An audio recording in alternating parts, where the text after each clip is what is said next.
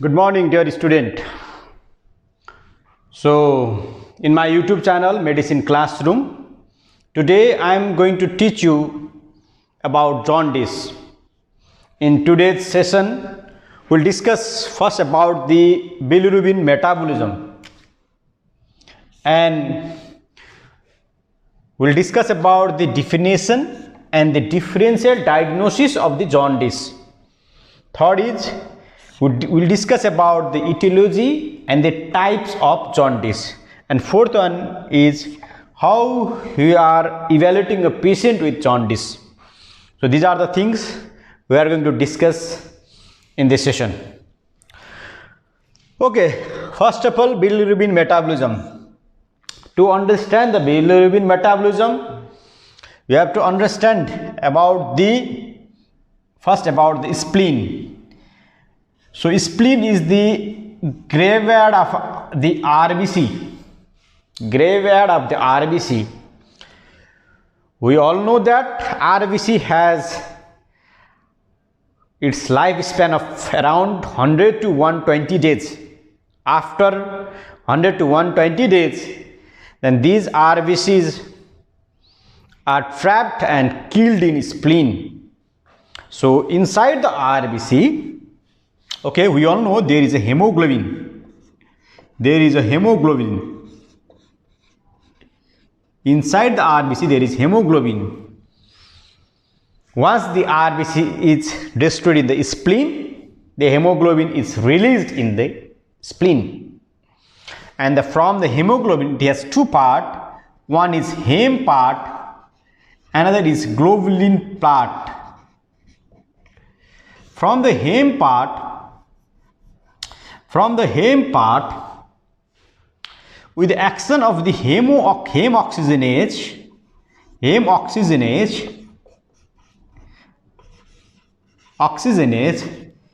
it makes the biliverdin first, and then biliverdin is acted upon by biliverdin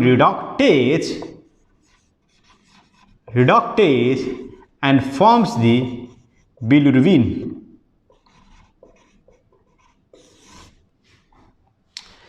So bilirubin is a byproduct of hemoglobin metabolism, is the byproduct of the heme, and the source of the bilirubin is the hemoglobin.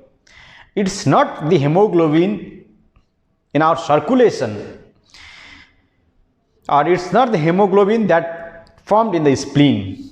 This hemoglobin can be formed even in the bone marrow when there is ineffective erythropoiesis, and there are also the porphyrin rings in other protein as well. So, but most of the bilirubin in our body, around 80% of the bilirubin, are formed in the spleen. Okay. So bilirubin which is formed in the spleen, you have to understand this. Okay, bilirubin which is formed in the spleen is unconjugated,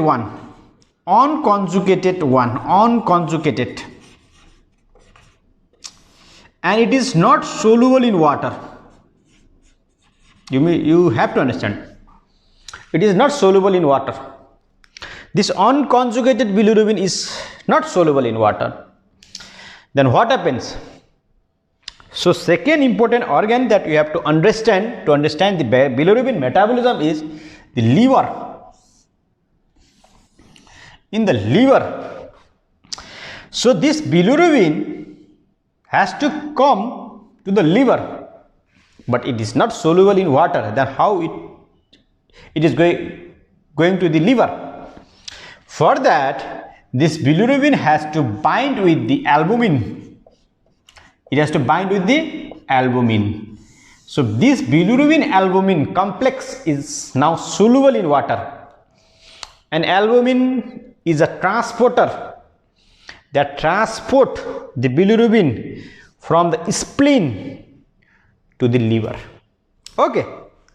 So here in the liver it will come. There are the receptors for the bilirubin. What is the name of the receptor? We do not know. People are trying to find out that receptor, but albumin take the bilirubin from the spleen and it drop in the liver. Okay, in the liver, inside the hepatocyte,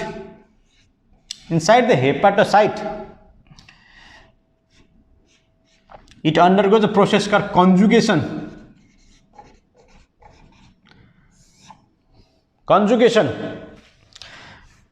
By the glucuronic acid, glucuronyl conjugation it is also called, glucuronic acid. The whole process makes the bilirubin soluble, because conjugated form of bilirubin is soluble. Now the bilirubin is soluble in water after conjugation process, and through the bile duct it forms the bile duct, and here is the gallbladder, and this is cystic duct, and ultimately it forms the common bile duct. Then this common bile duct will come to the duodenum, the second part of the duodenum. You know, it's not first part. Duodenum, bilirubin will be here, but there is no metabolism over there.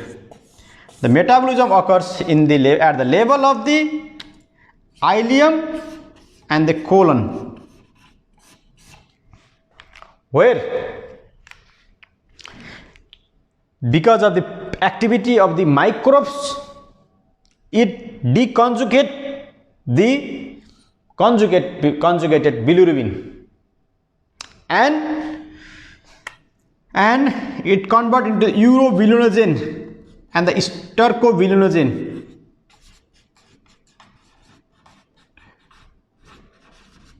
and some of the urobilinogen and stercobilinogen goes to the stool and makes our stool color brown in color, and some of the bilirubin, this bilinogen, go into the enterohepatic circulation.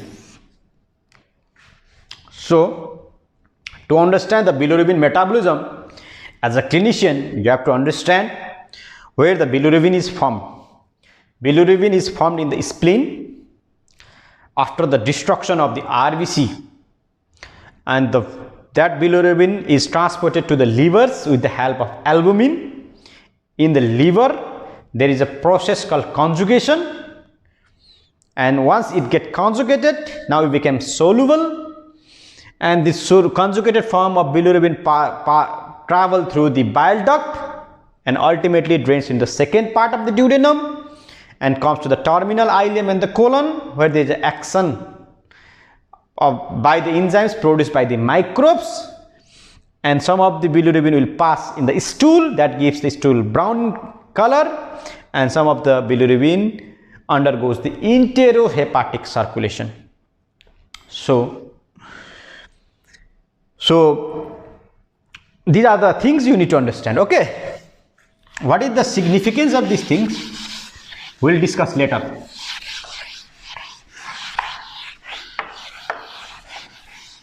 Okay, now jaundice. How you are going to define jaundice? Jaundice is the condition where there is always discoloration of the body due to the elevation of the serum bilirubin. That's called jaundice. It's the always discoloration of the body. Okay, and the first structure that seems always once there is a rise in the bilirubin is sclera. Because why? Because sclera has a white background one, and sclera has large amount of elastin that can bind the bilirubin. So when there is elastin, and the elastin can bind the bilirubin, and bilirubin deposited in the sclera first. So we see the always discoloration of the sclera, And if there is always discoloration of the sclera, then usually the serum bilirubin is usually more than 3 milligram per deciliter. But this is not the only cause of the always discoloration of the body. Always discoloration of the body, the one important disease that you people should understand is the hypercarotenemia. That is increased level of carotene in the circulation. And this is common in a person who takes large amount of the carrot, leafy vegetables, fruits. In that scenario, we'll see the always discoloration of the body. But in that scenario, always discoloration does not occur in sclera. Okay, in case of the jaundice, you will see the alloys discoloration in the sclera, but in case of hypercarotenemia, there is no alloys discoloration in the sclera. There is alloys discoloration especially in the palm and sole, forehead and nasolabial fold in case of hypercarotenemia. There are some drugs that can cause the alloys discoloration of body, especially the quinine or quinacrine or phenols. It can cause the alloys discoloration of the body, but it's quite rare in day-to-day clinical practice. For you people, I strongly recommend you to know the hypercarotenemia as one of the DD of the jaundice. Okay. Then etiology. So etiology wise, there is the elevation in the bilirubin by two processes. One is either there is increased production in the bilirubin, or there is impairment in the excretion of the bilirubin, or there is like improper metabolism of bilirubin, especially in the liver. In this scenario, there can be the jaundice. Then what might be the cause of increased bilirubin production? Increase in bilirubin production.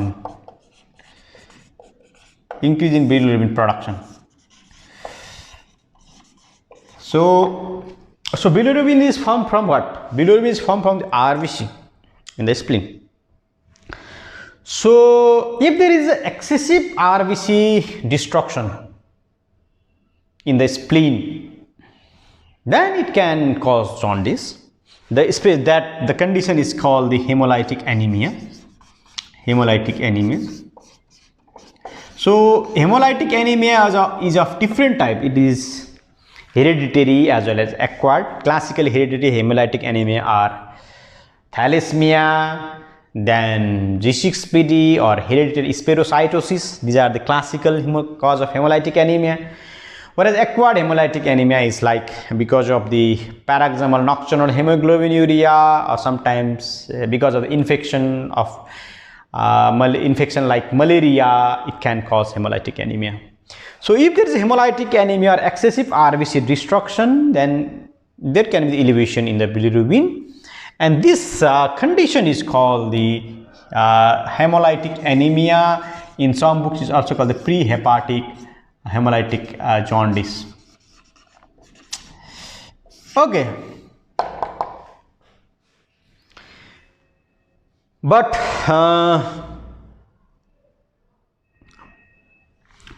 so there is always a dilemma between the hemolytic jaundice and the pre-hepatic jaundice, but I prefer the pre-hepatic jaundice because it's not the hemolytic anemia that can cause the jaundice. If the liver is not taking the bilirubin from the albumin, okay, it's not taking the bilirubin from albumin, even in that scenario there can be elevation in the bilirubin, and the classical example for that is the Crigler-Najjar and the Gilbert syndrome. In case of Gilbert syndrome and Crigler-Najjar, there can be the elevation in the bilirubin. Okay. Second important cause is if the hepatic cause like if there is a impairment in the hepatocyte functions, then bilirubin cannot undergo the conjugation process, or the bilirubin that is stored in the hepatocyte can diffuse into the circulations. So this can cause hepatic jaundice, and the classical example are like hepatitis. It may be because viral hepatitis or alcoholic hepatitis, or it may be because of the hepatocellular carcinoma or congestive hepatitis, like that. The cause for the hepatic cause for the jaundice are so many. And post-hepatic or obstructive jaundice, as we have already discussed, post-hepatic or obstructive jaundice. So if there is a block in the bile duct, if there is a block in the bile duct because of the common bile duct stone or the tumor, like in case of the cholangiocarcinoma or periampullary carcinoma, then this can cause the impairment in drainage of the bilirubin, and that can cause elevation of the bilirubin. So these are the etiologies for you people. So just think about these. If someone asks you what are the cause of jaundice, then think about the conditions where there is excessive RBC lysis like hemolytic anemia. Think about the liver problem, because this is the site where the conjugation process occurs. Like you can say hepatitis, it may be the infectious hepatitis, it may be alcoholic hepatitis, it may be congestive hepatitis, it may be the ischemic hepatitis, like that. It may be drug-induced hepatitis. Different drugs can cause hepatitis. And think about drainage problem, like in case of common bile duct problem, like common bile duct stones, common bile duct stricture, common bile duct tumor, like that. Okay, you can remember that thing. Okay, then how you are supposed to evaluate, or clinically, historically, what are the difference between these three conditions, like classical is hemolytic, hepatic, and the hemolytic, hepatic, and obstructive. Okay, obstructive, hepatic. This is the one of the common questions that you people should know, because this is clinically important as well as also important for your exam point of view.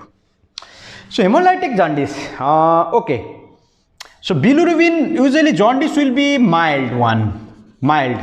Why mild? Because our liver has the capacity to uptake the bilirubin, or to uptake the bilirubin 8 times than its normal limit. Okay. So if there is excessive RBC productions, even though there is excessive RBC lysis and excessive bilirubin production, most of the bilirubin can be taken by the liver because it can increase its capacity. That's why there is no like excessive increase in the bilirubin. Okay, so usually jaundice is mild, faint, like faint jaundice is there, and bilirubin is usually less than 5 milligram per deciliter. Okay, so if you see the deep jaundice, then don't think about the hemolytic jaundice in the initially, it's mild. Whereas in the hepatic jaundice, it can be there can be you can see the alveolus dark alveolus discoloration of the sclera nicely. Okay, that is what I can tell. But in case of obstructive jaundice, you see the very severe jaundice. It's so dark, and sometimes it can also take the green color. Okay, in case of obstructive jaundice. Second is, so what is the problem in the hemolytic jaundice? So problem is, in the case of hemolytic jaundice, problem is hemolysis. So there may be the clinical feature of anemia, concomitant anemia, like fatigability or shortness of breath. When you see, then you can see the pallor, like anemia. Okay. In case of hepatic, there can be liver dysfunction. Like what are the features of liver dysfunction? Like sometimes you can get abdominal pain. If it is hepatitis is there, you can see the feature of the coagulopathy, or sometimes you can see the feature of the portal hypertension, like ascites, like that. Okay, you have to analyze the clinical feature of liver dysfunction. And in case of obstructive, if there is obstruction, then definitely it is the severe abdominal pain is there. and usually stool is very like white in color, that is a clay color stool because of the lack of the stercobilin in the stool. And one important finding is pruritus is severe in case of the obstructive jaundice. Why pruritus is severe? Because from the bile duct, bile salt diffuses into the circulation, and that bile salt can stimulate the mast cell and it can cause the pruritus. So clinically, so if someone present to us with a history of jaundice and fatigability, then with no other feature of the liver dysfunction, then we might think about the hemolytic jaundice. This type of the patient may have the family history of hemolytic anemia or like that. Similarly, if someone present to us with a history with jaundice, and while taking the history, if you get the history that is suggestive suggestive of liver disease, like patient is having the ascites or coagulopathy or UGI bleed, then we think about the hepatic jaundice.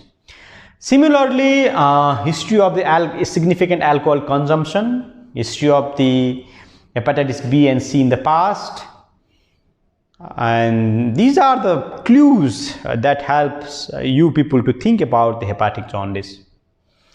Third one is, if you see the patient with jaundice which is progressively increasing, and with concomitantly there is severe pruritus in the body, especially in the night time, and associated abdominal pain, and on asking the color of the stool, if it is clay color, white in color, then we have to think about the obstructive jaundice.